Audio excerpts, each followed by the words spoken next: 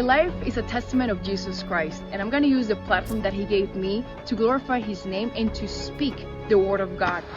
It's that simple. Public executions for any illegal that rapes or kills an American.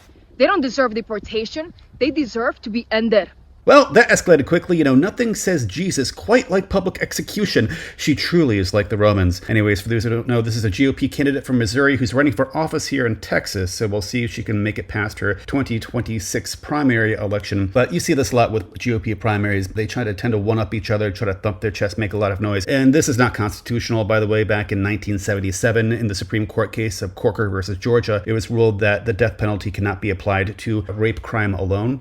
Also, in 2008, in Kennedy versus Louisiana, the Supreme Court also stated that the death penalty cannot be applied to a child rape crime alone. Now, I understand that different people have different feelings about that, but the main thing that you need to understand, more than anything, please walk away with knowing that people who are here, who are undocumented, commit less amount of crimes than us citizens do, by far. People who are here who know they can easily get deported, they want to keep their head down. They're not committing crimes. You are far statistically more likely to get assaulted or something like that by someone who looks like me and is a citizen far more than anyone who was here undocumented. What you're hearing right now is just racist rhetoric. It's just straight up rhetoric, because the reality is this: if you actually cared about rape victims, you would be looking at the crime alone and not say that if they committed the rape crime and was also here as undocumented. Because what you're saying when you apply that rules, you're saying it's easier or finer or more okay for someone like me who is a citizen to commit a rape crime more than it would be for someone who is here who is undocumented. When in reality, I would think a rape crime would be a rape crime. It doesn't really matter if you're here undocumented or not. That's a pretty terrible crime, and you should probably face whatever repercussions you should face